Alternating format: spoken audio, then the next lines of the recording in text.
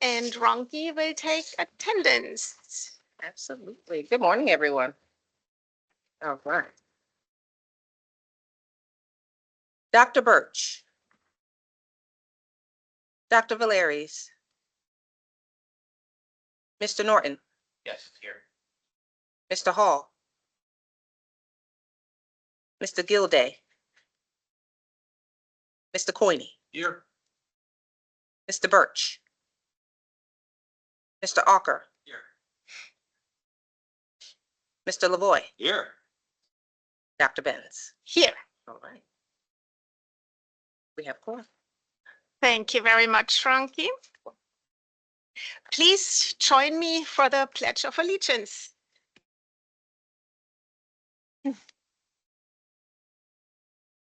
I pledge allegiance to the flag of the United States of America, to the republic for which it stands, one nation, under God, indivisible, liberty and justice for all. Thank you very much. Do we have any public participation? Not today. Good. With that, I would like to hand it over to Alice for the introduction of the new superintendent of school and staff. Thank you. I'm going to stand over here. And then I just want to say how very excited I am that Mike Crocco has joined us as our new superintendent for CTECS. I'll move it over there. No, I'm okay. I'll sit down. Sorry. Just trying to make it better. So very excited that Mike has joined us. He's got more, you've all seen the announcements and things, but he's got more than 2 decades of experience at multiple levels, including a district office, but also at the high school, elementary, and I think middle school level. I think you hit all the boxes as you went up. Very excited. Mike's, thank you again to the board committee for your work in bringing Mike forward. And we're just really excited. His colleagues who we talked to in his references talked about his collaborative approach, his desire to empower and inspire.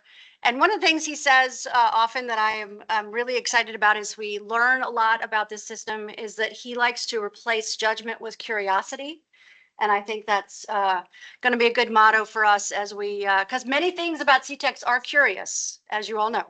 But so I'm very excited to have him join us. A few words, and in the 2 weeks he's been with us, he's already joined us in many strategic and tactical discussions. Look forward to many, many more. So welcome, Mike. Thank you, Dr. Pritchard. I'm looking at all of you in the back Oh, that's through the camera, so I was making sure that I'm talking to everybody. Thank you. I'm really humbled and honored to be here as the superintendent. Like Dr. Pritchard said, I have experience in all grade levels and all in central office, but never want to underestimate the institutional knowledge that exists in CTECS. So while I have experience everywhere, there's a lot I don't know, and I'm really excited to get to know over the course of the next, hopefully a lot of years. So thank you for the opportunity. Excited. The best part of this job is getting out to the schools. So last week I was out at Kaner Tech and really got to hang out with some students there and saw all the great work that's going on there.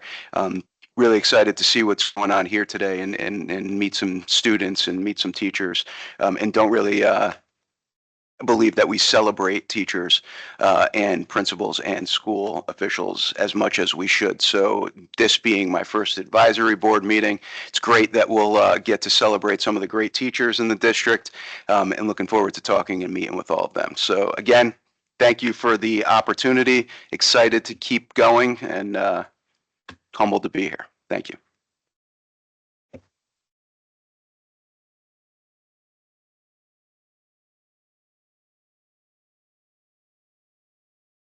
So I have one more, if I may.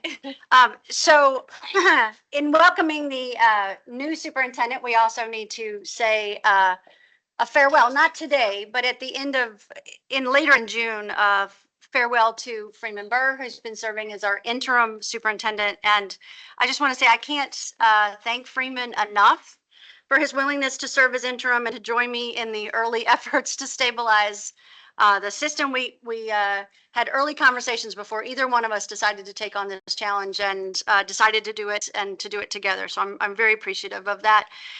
And for those of you who don't know, Freeman has really lent his considerable experience to analyzing the challenges that we have. He's offered us guidance, support, and a deal of humor to get us through those things, and laid a very strong foundation for us to keep moving and for Mike to build on. So just really, really appreciative of Freeman and wish him well in what I think is his fourth retirement. So a gift from CTECS that was made by the students at one of the schools, Larry, at Platt. Thank you. Thought you would, if you don't know chess, you can take it up now that you have time. So there you go. Isn't that beautiful? Yeah.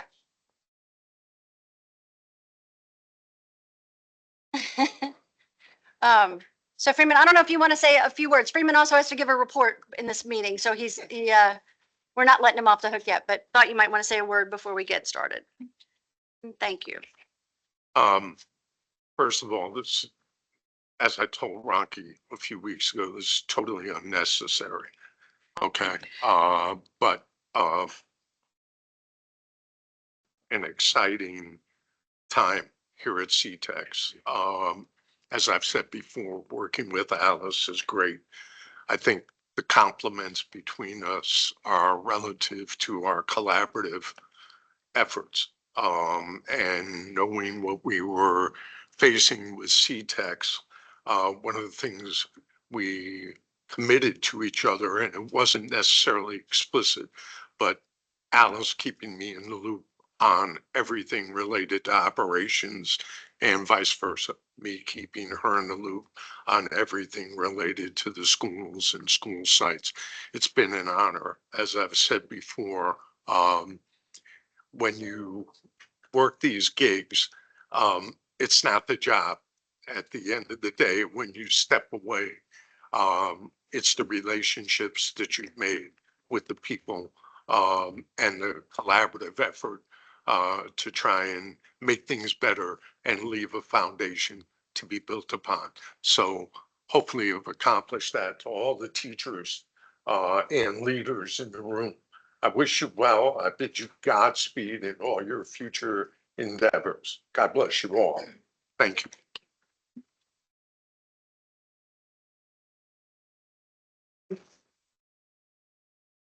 One more. All right, and I have one last, and I will talk more about this in my report later in the meeting, but I also want to introduce Michael Barrera. Mike, you want to stand and wave? No, you're good, Michael. Michael is our new Labor and Legal Affairs Director. He has been here for 4 weeks this Friday, I think, and has already made considerable progress in our labor relations work. And he has a strong team on the legal side who's going to help him as well. And so just really excited, and I'll say more about that in my report, but excited to have Michael come on board. With Michael, we're trying to do this, Michael and Mike. We have all the pieces that I was challenged to bring in when I started back in November. So really excited that all of it's coming together. So welcome, Michael, and excited, very excited to have you doing this work with us. You don't have to say. No speeches. Okay, that's the end of my early recognitions, and then I'll Okay. go back to the party. Okay. Then we are moving on to a very exciting agenda item for today, which is the Principals and Teacher of the Year recognition.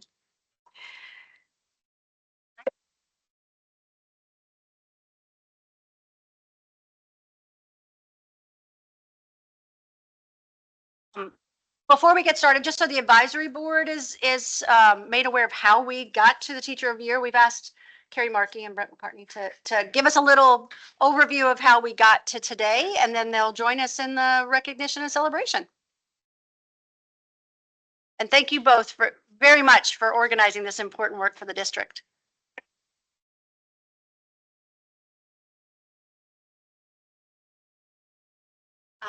So we are thrilled to take part in this event every year. just to give you a little context about how we actually got to today. So all of the teachers of the year that are sitting behind you, they represent each of our schools. And they are selected by their peers at their school. Once a school has named them their school's teacher of the year, they then fill out a survey, and a committee at central office reviews that survey and narrows the pool of 18 teachers down to 3.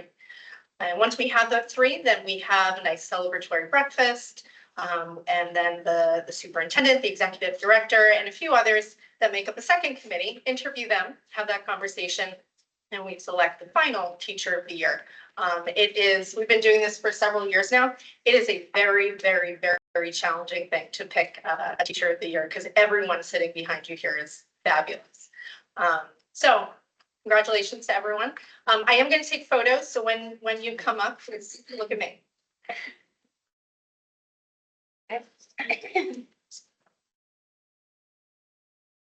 All right. Let's go on, so, students get, looking for the state of Connecticut. We're gonna have you guys line up. And give your name.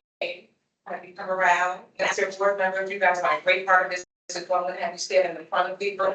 It's gonna look weird because we need to do it in front of the camera, so I'm gonna have you guys stand in front of you, facing the camera. Gonna have a year coming out, so they're coming, Chris,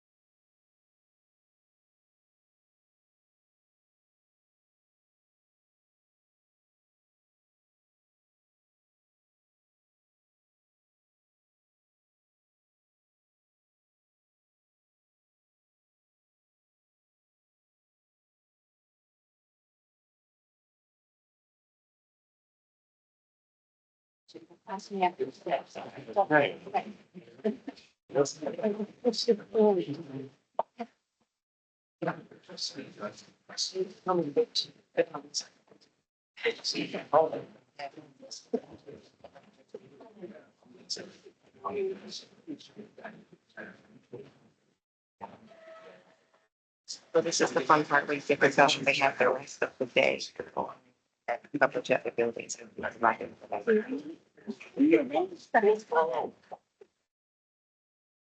Well, I guess I have one to know. Okay. Should I do it? Do it. The end of the meeting right now. Okay. Even the day. Okay.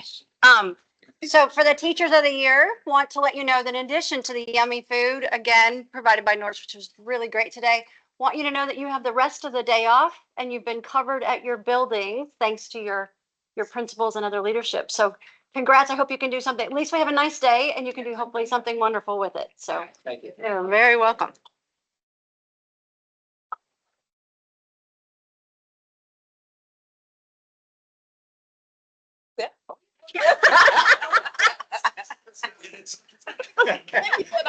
Right. Exactly right. They all start. Yeah.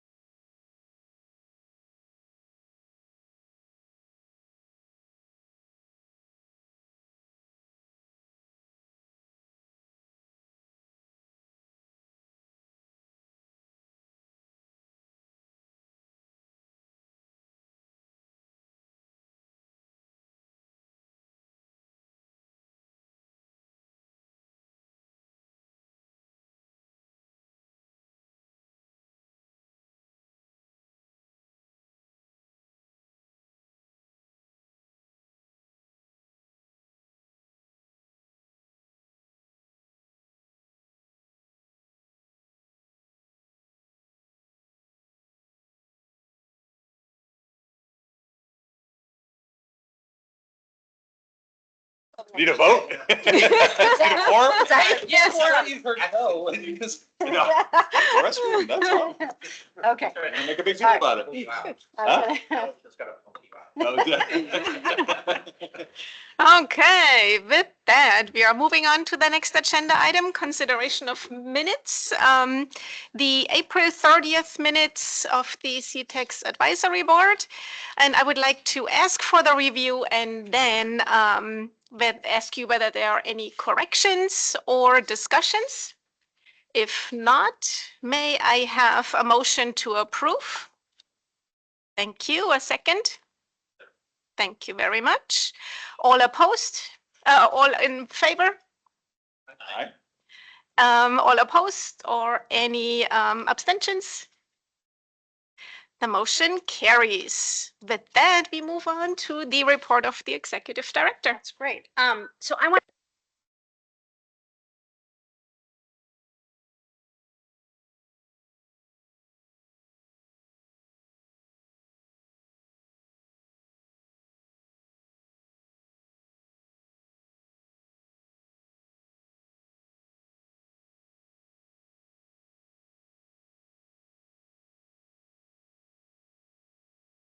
Thank you, Dr. Pritchard, and to the board for taking the time to see me. Some of you have, I think, been a part of this vote in the past. The Healthy Food Certification is basically a program that the USDA and the State Department of Ed put on for more stringent health and food safety requirements for the National School Lunch and Breakfast Program. Participation in it offers additional reimbursement dollars per meal. But unfortunately, because of our culinary programs, we're really not able to participate in it. So there are two motions that need to be carried out for this for the Healthy Food Certification. Does anybody have any questions on the program or want any clarification on kind of why we can't participate? Okay.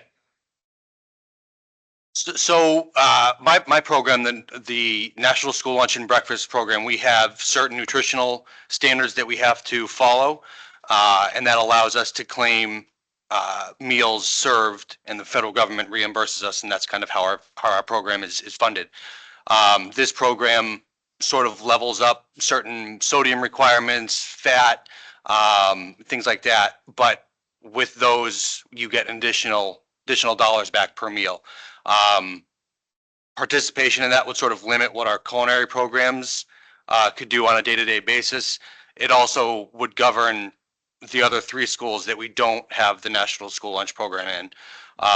So we would have to look at vending machine offerings at those schools, and that's just, I don't think it would be mainly fair to the culinary program.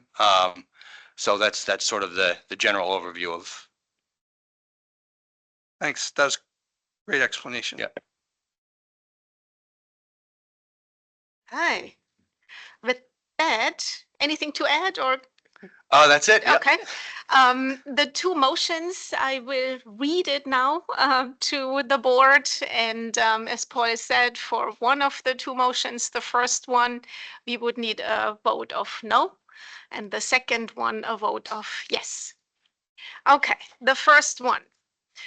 Pursuant to CTECS Section 10.215F, the Connecticut Technical Education and Career System Board certifies that all food items offered for sale to students in the schools under its jurisdictions and not exempted from the Connecticut nutrition standards published by the Connecticut State Department of Education will comply with the Connecticut nutrition standards during the period of July 1st, 2025 through June 30th, 2026. This certification shall include all food offered for sale to students separately from reimbursable meals at all times and from all sources, including but not limited to school stores, vending machines, schools, cafeterias, culinary programs, and any fundraising activities on school premises sponsored by the school or non-school organizations and groups. So exactly, now I need a motion to move. And here for this one, as I said, we need no vote. Yeah. Okay. All in favor? Any opposed? Okay. Yes. all. Any abstentions? We have one opposed? All opposed. All of us. All opposed, we need. Okay. opposed. It's very strange. The answer was to no. Okay, Yes, I vote no. I just want to make sure we have an opposed. Okay, We have all opposed. Yes, I vote no. all opposed. So that motion fails. Good. Fails, fails. Now, the second one, and here we need a yes. That the Connecticut Technical Education and Career System Board will allow the sale to students of beverages not listed in Section 10 221Q of the Connecticut General Statutes, provided by the following conditions are met. 1, the sale is in connection with an event occurring after the end of the regular school day or on the weekend.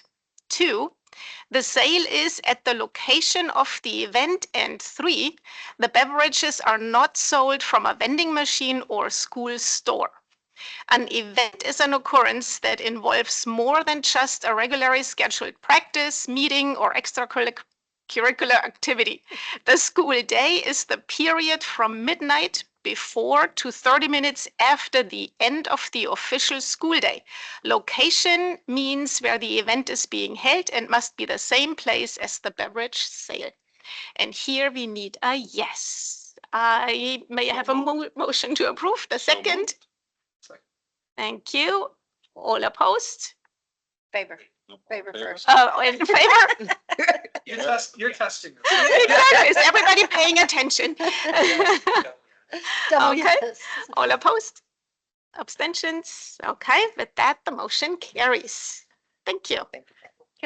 You're very welcome. That's very confusing, obviously, but thank you all for getting through. I just want to mention before Paul goes away that I had the opportunity, one of the things that he and his team do with our schools is that they have advisory committees of students and parents and staff who provide them with feedback on the food program and what they get in breakfast and lunch. And so I had an opportunity at Goodwin Tech recently to sit with the students and hear about their food choices. And they asked them very thorough questions about what they like and don't like and why they do and don't eat. And first of all, I was surprised at the debate about which fresh vegetables and fruits they wanted, because they were not asking for fries. They were asking for more fruit and more fruit juice, which was great. But just again, I think that it was also about what was maybe intimidating about the cafeteria. How could they make the cafeteria experience better? And so it was a really wonderful experience, and I was really glad to be there. And they do it twice a year at each school, so not a small feat, but just a really great opportunity to hear directly from those who are consuming the food to make sure we're on the right track. So thank you, Paul, to you and your team for that work. Thank you. Thank you. Okay, next, this will be Freeman's final presentation as former interim superintendent, but at the last meeting, I think he sparked a lot of interest in a roundtable event that he was going to be hosting, talking about how we improve some of our academic and trade-related instruction for students who have need for that. And so he's going to do a quick presentation of some feedback on that, and then we'll take any questions, and then I'll wrap up with a few comments as well. So. Thank you, Dr. Pritchard. You're welcome. You have a Wait. presentation, I understand. Yes. Comments. Coming up.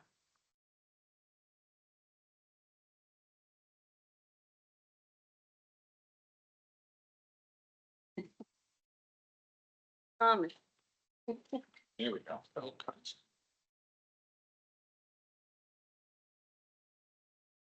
So on May 13th, we convened a roundtable of our teaching staff and also leadership. And the focus was curriculum accommodations and modifications. The background I should provide is really consistent with some of my other presentations to the advisory board.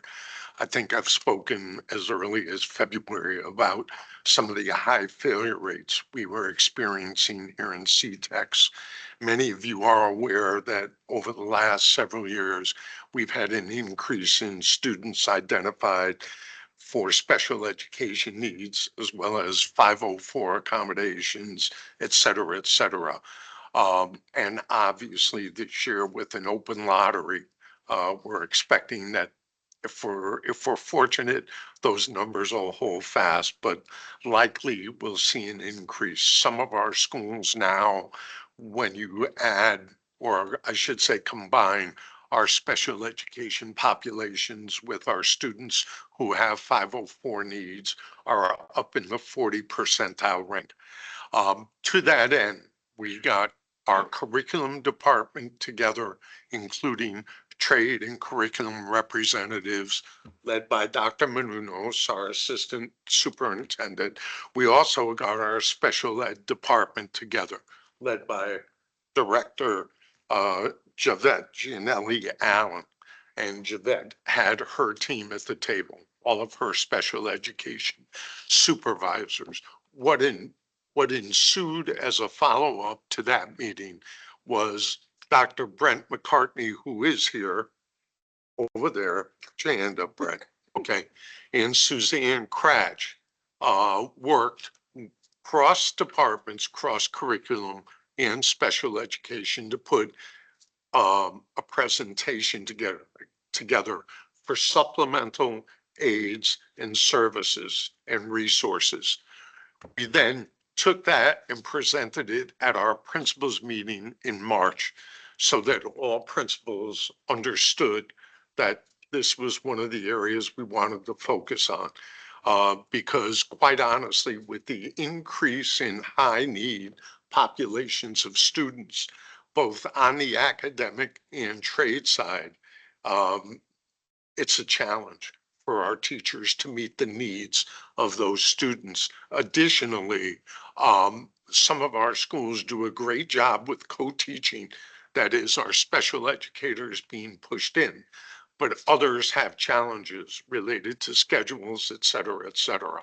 The purpose of the presentation to principals was really to get them to turnkey, to convene a team at their school comprised of representatives from academic, trade, as well as special education, and basically turnkey the exact presentation that principals received in March.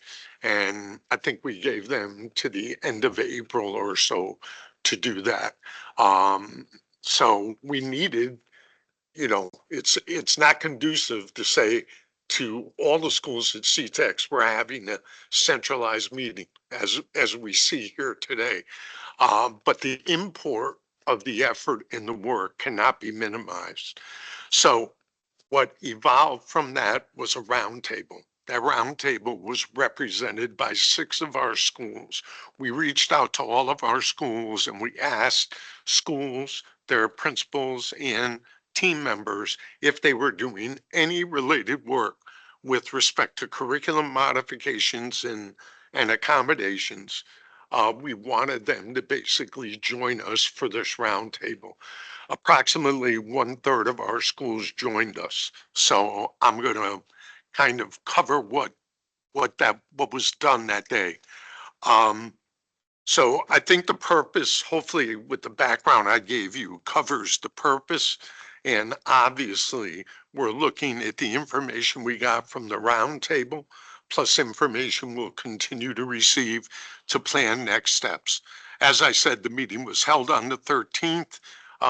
What was great, the teams that were represented did have a cross section of people from a variety of departments, whether it was trade, academic, special education, including school leaders, including department heads, including special ed department heads. We also had representatives from central office there as well to help facilitate the entire process. The way it worked, each school was asked to present a 15-minute presentation on their work, because one of the major gaps we had is schools were unaware of what other schools were doing. Okay, 17 schools in CTECS spread out. We don't often get opportunities for connections and collaborations. The second part of that, and I'll be quite frank with this, we in central office were unaware of what all of our schools were doing, and we needed to have something to go by. We only invited schools that were actually in the process of producing work. So those presentations were made, although we were ideally looking for 15-minute presentations. Most of those presentations were 30 minutes, but we didn't halt them because we felt the information that was basically given from schools being shared was important for all of us to hear. So that to me was one of the highlights. We took the morning to do the 6 school presentations. We brought lunch in. In the afternoon, we had breakout groups. The 3 breakout groups represented our trade areas, represented our literacy areas, and represented our math areas. And we also asked that central office representation, be it in curriculum, trade, academic, or special education, that they join one of the breakouts and help facilitate. With that, each group prepared a summary report that we're currently in the process of analyzing. We're finding some common themes. For example, there's a common theme around scheduling, which we believe is dual faceted, meaning scheduling because some schools that are effectively meeting our high need populations are trying to group students who are identified with common needs and try to scheduling them in the same track so that that basically benefits the academic as well as any push in from special education. The other piece of it is scheduling as it is. I always ask the advisory board to be mindful, okay, as we have to be mindful. Most schools, most high schools in the state of Connecticut are working 180 days on academic curriculum. Okay, CTECS is 90 days academics, 90-day trade. So the import of being able to support high need populations to be successful is critical. Some of the other things that came out, um, as I as I mentioned, I'm sorry, the didn't give the gentleman a heads up. I mentioned scheduling. They talked about, you can go ahead. They also talked about materials that may be needed to support. A couple other findings that we may really need a foundation math course for many of our 9th graders coming in so that they get their, what we would generally think of as proficiency in foundational math skills in order to be successful. Those foundational math skills have to address areas including pre-algebra and things like that, so that when kids really get into algebra 1, okay, they have a strong proficiency in the area of their basic mathematics skills. Similarly, literacy. We may need to be exploring a literacy foundation course as well to help some of our students. Beyond that, accommodations and modifications to curriculum are driven by IEPs or 504 plans. So obviously there's work to be done there. We're still in the analysis of the summary reports that we got. Additionally, at probably this week, we're sending out what's called thought exchange. It's an open-ended question that'll go out to all of our staff on how we can best support them in basically meeting the needs of their high need population of students, be they special education, 504, English language learners, and or kids who are coming in just deficient with some proficient skills that we know they're going to need to be successful. That thought exchange is going to basically get input from all levels of staff as well as leadership. And we're hoping to use that information based because we believe the teachers that will respond, it's voluntary, open-ended, so they can write whatever they believe. But we believe that information is going to help us make a more robust professional development support plan for those teachers go forward as we implement the next steps with respect to addressing accommodations in curriculum. I'm going to yield to Brent. Did I leave anything out?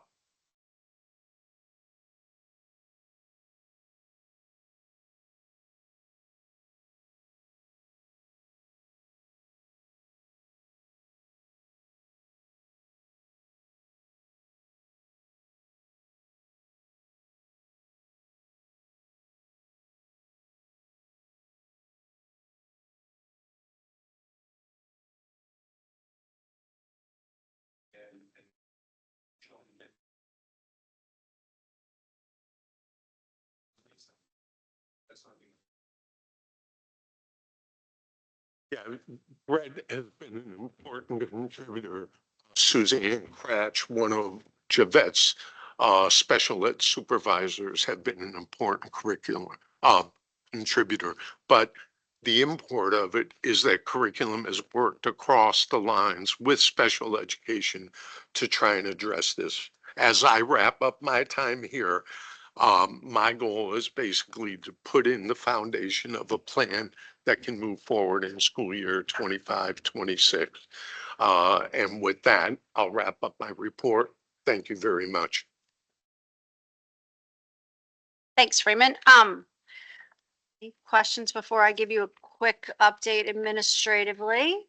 Okay, so I just a couple of quick things on the administrative front. So just want to, as you all would expect, been having very regular meetings with the Office of the Governor and with OPM to track how things are going, particularly with the legislative session up on June 4th. We're hopeful that when they finish their budget negotiations, we'll at least end up with what the governor proposed, which would actually be a very tight budget for us. But, we will live to fight another day and continue to educate them about our needs. There's a lot of good news in the bond package this year for us. It's the first time that CTECS will be on its own in the bond budget. We used to have to do everything through the school grant office at DAS, and we're breaking free of that and have our own allocation. So there are resources there for deferred maintenance, for technology, and for some buildings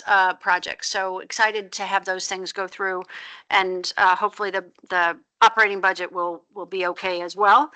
I continue to meet also regularly, many of us do, with the principals once a month to make sure we're in touch with them about their needs at the school level.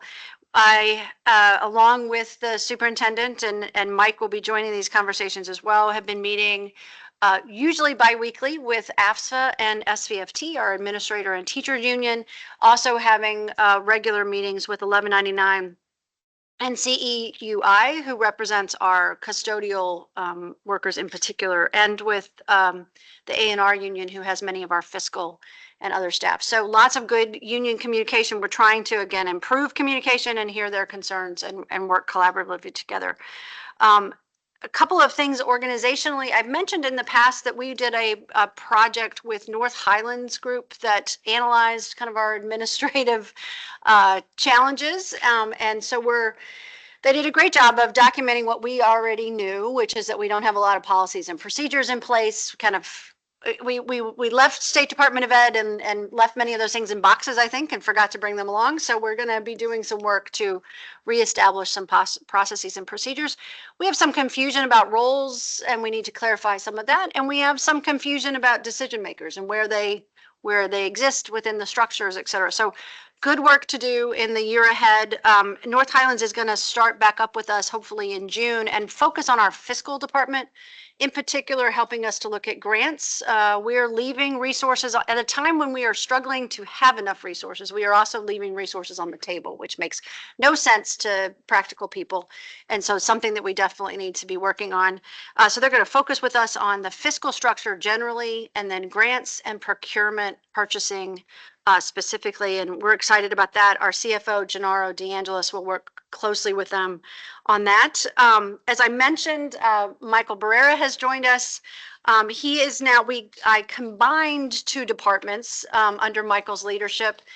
So he is the Director of Legal Affairs and Labor Relations and has been working very hard with our union partners and with administration to reestablish processes and procedures there, to speed up our work and to promote more communication as well with our labor unions. So excited about Michael's leadership already in 3 weeks. And he's also immediately on the legal side, connecting up with the AG's office and CHRO and Freedom of Information Commission, where he has great experience and is going to help ease some of those new relationships as well. So really excited. Michael and then Mike Crocco are the last two pieces. As I mentioned, when I came in, we did not have a human resources director, we did not have a CFO, we did not have a legal director, and we had an interim superintendent. So Mike and Michael represent the last two pieces of that puzzle, and really, really excited to have everybody on board this summer to get everything moving. So excited about that. I just want to mention that we have 3 principal positions that are open in a search process now. Prince Tech, Platt Tech, and Wilcox Tech. All are in the search process. That Wilcox just closed yesterday, because no, 2 days ago, Tuesday. I want to thank Bob Sartoris and Ronke and Nicole Walsh, who's here, who've been serving on the search committee. They're actually doing all 3 searches, so it's a lot of work, and I really appreciate it, but thought it was really important to have a consistent team looking at those. And they will ultimately be forwarding recommended candidates to me and Mike in most cases, and Freeman's going to help us on the Prince Tech choice as well. So we hope to announce all of those, hopefully Prince in the next several weeks, Platt if we can get to it by the end of June, and Wilcox by the end of July, if not before. So thank them for doing that process, but excited we'll bring on some new leadership or advanced leadership soon. And then just one more thing I want to just mention, because workforce is a piece of my portfolio and work that, as you guys probably know, I really enjoy. A couple of events that have happened since the last time I saw you. Cater Tech did a really interesting event a couple of weeks ago. Usually when they do a career fair, the poor employers stand in the gym behind a table and hope the kids come over and talk to them. Sometimes they're enticed with prizes and things to come over to your table. Cater flipped the model and had the students stay in their shop areas and had the employers walk around the shops and talk to them about their opportunities. It was really, really neat. And so the other thing it did for employers, which I think is great too, is that it allowed them to see students who were in more than one trade, because we were talking about this with manufacturing research, you don't just hire welders, you hire a whole range of other students. So it was a really nice opportunity. And I brought along colleagues from the Department of Administrative Services and Veterans Affairs to join in. And so really excited. Brent and I have a follow-up meeting with Deputy Commissioner Joe Dineo at Veteran Affairs, because they have this wonderful, amazing campus in Rocky Hill and want to talk about how our students can be working at the VA in a whole range of a job. So just really excited about these kinds of opportunities that our schools provide to us to engage externally. Very, very excited. Sean and I were talking about this just a minute ago. Electric boat signing day at Grasso Tech. Our principal is back there in the corner. Really, really excited that 76 of the students who are getting hired are from the CTECS. I think there are 100 and something being signed tonight, but we've got the majority, and that's just super, super exciting. I know there are going to be lots of dignitaries there, and excited Sean is away from the bargaining table and able to participate in the fun stuff associated with Electric Boat. I had the opportunity about a week or so ago with Larry Pomelo to join the Smaller Manufacturers Association. They provide some of our students with scholarships. So it was exciting to celebrate students from Wilcox, Caner, and Wolcott. Is that right? And then I got to give a little keynote about who was CTECS. So that was a lot of fun. And then just the last thing I'll mention, I was in DC. I don't travel nearly as much as my colleague to the left, but was in DC for a National Skills Coalition Advocacy Summit and went on the Hill and talked to both Senator Murphy and Senator Blumenthal's offices about how important the work is that CTECs are doing and how important the federal Department of Education is, and the resources that come through there to our work. So again, trying to get out and tell CTEC's good story and make sure that we're in as many workforce conversations as certainly possible. So that is my report, Madam Chair. We're back to you. Thank you. Happy to answer questions as we walk around so that we don't take up more time necessarily. Oh, but Paul's got a question. Madam Chair, just a comment and through the chair. So, Alice, I made a note here and I just really want to compliment you on building a team in 6 months that, 6 months ago, we were not in a good and stable place as a school system. And it was great for some of you may not know, one of this year came by and said to Alice, "You're doing a great job." So the teacher went out of her way to say that, but I just really want to compliment you for taking from November to May to not only building the team that you've built and the quality of people that you've hired, but you've been to all the schools and you've been present, you've been out there. And I think the board, when you were hired, told you that's exactly what you needed to do. So I just wanted to commend you and compliment you for a job well done to do what you've done in 6 months. Going into the system that you went into and the condition that it was in and the reputation that it had, to sit here today and to have teachers tell you you're doing a great job and to look at the quality of the people that we brought on board. So I think it's significant. So thank you for a job well done. Thank you. Thank you very much. Thank you. I forgot to mention 2 people because the work with respect to curriculum modifications and accommodations is not done. Want to recognize Tanya Stout, who's our professional development director under Nikki's leadership. She put the evaluation, helped us prepare for the event that day, the round table. And she's also spearheading the thought exchange that will process the information that staff generates back to us. I also would be neglectful if I didn't mention Nicole Walsh. Nicole Walsh was taking the presentations, the reports, also the information when we get the thought exchange. All of that is going to be linked and put on the website, so all schools will have access, not just the schools that participated. And I did want to recognize those 2 people because their work is equally important as the other work that the contributors made. Thank you. Thank you, Dr. Murphy. Thank you, Freeman. Thank you, Alice. Okay.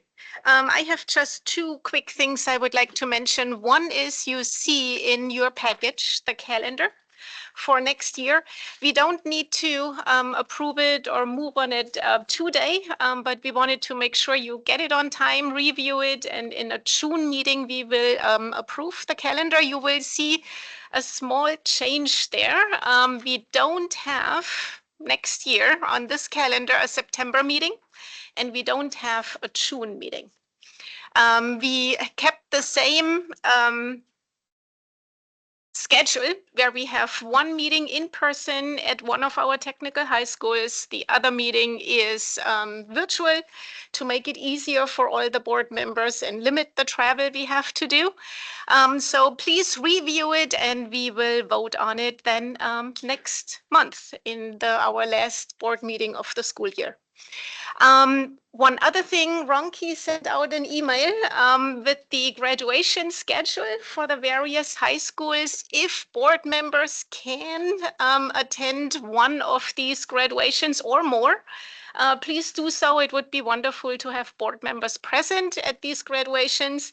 I will attend the Goodwin graduation at CCSU on the 17th. It's a wonderful event. Like today, you see many smiling faces and happy people. So if you can make it, please let Ronki know which one you are able to attend. With that, do we have any old business? Any new business? If not, may I have a motion to adjourn today's meeting? A second? Second. All in favor? All right. Okay. Any opposed? If not, this meeting is adjourned. Thank you very much. It is 10:42. So before you leave your seats, Joe, do you want to come up and give us a little, before we hit the tour? Joe's going to give us a little bit of we're getting a little bit of a demo here, or we do, okay, okay, okay. I picked up a little bit over a year ago, in the real authorization of the trades, we decided to take electronics and mechatronics and merge them together to revamp me into robotics and automation. And that really has spurred a lot of energy within the district. So we're lucky enough that here at Norwich Tech, they had an electronics program that we've now converted into robotics. So hopefully, it should be. Someone is. So the bummer, I would give you the one bummer of the year, that our funding came late for us to get some equipment. However, we have had some great things finally come in. So you're gonna see some of the operations that get to work with now. And Have a cricket. it comes. You're one of our new additions.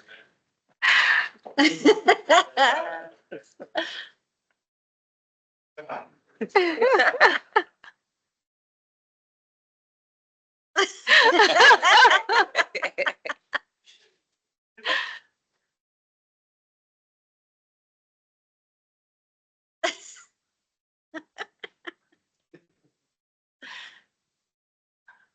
We had an instructor.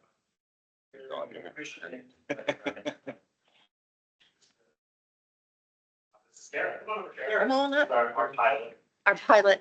I love it. So Christian is a senior, so he's exiting out of the electronics part of the program.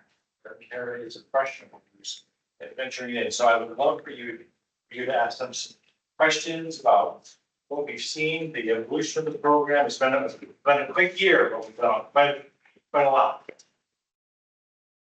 Obviously, here's our new friend. Yeah, could you guys bring it just a little forward? I want to make sure we get it on. Yeah. There it is. All over.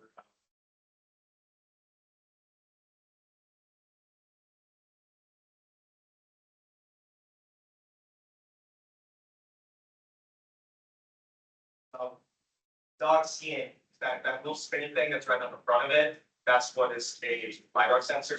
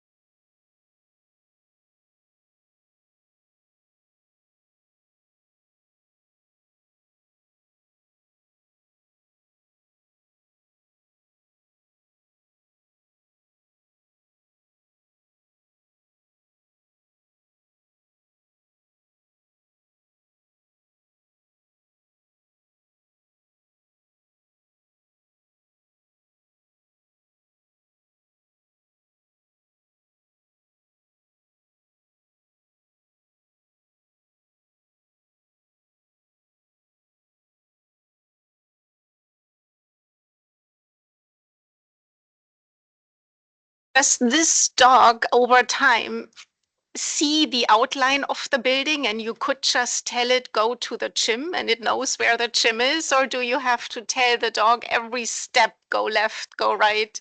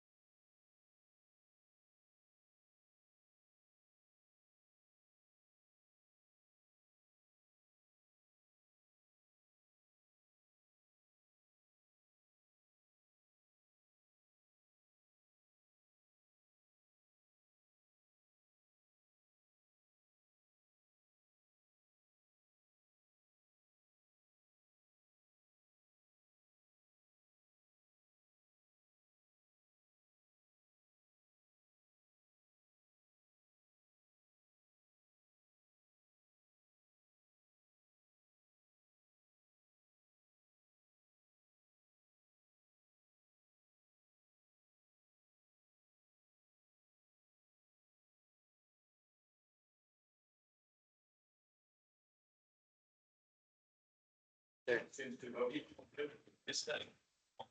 Coding isn't coding as we would. I know. It's Yeah. not. And thankfully, because I was in the deal, I did Fortran and Pascal and I hated coding. Mhm. But it's not that, it's very, very graphical. Yeah, user okay. interface. Kind of where it's And going. honestly, you can AI code now, like if you need a complex thing, just drop it in, I need code, and you get the commands, you drop that back in.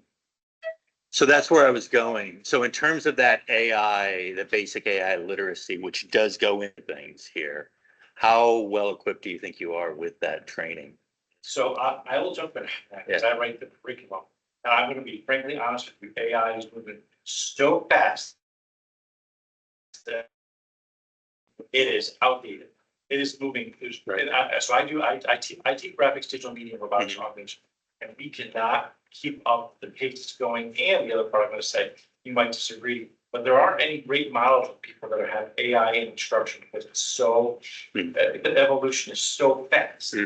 So, but it's great, it's great, and at least we're one of the few districts in the state where we actually have, our AI policy is embracing of using. We're not exclusive, we understand the purpose, the place, and we are embracing it into full staffing of students. But it's just trying to keep ahead. Yeah. It's tough. Yes, down to like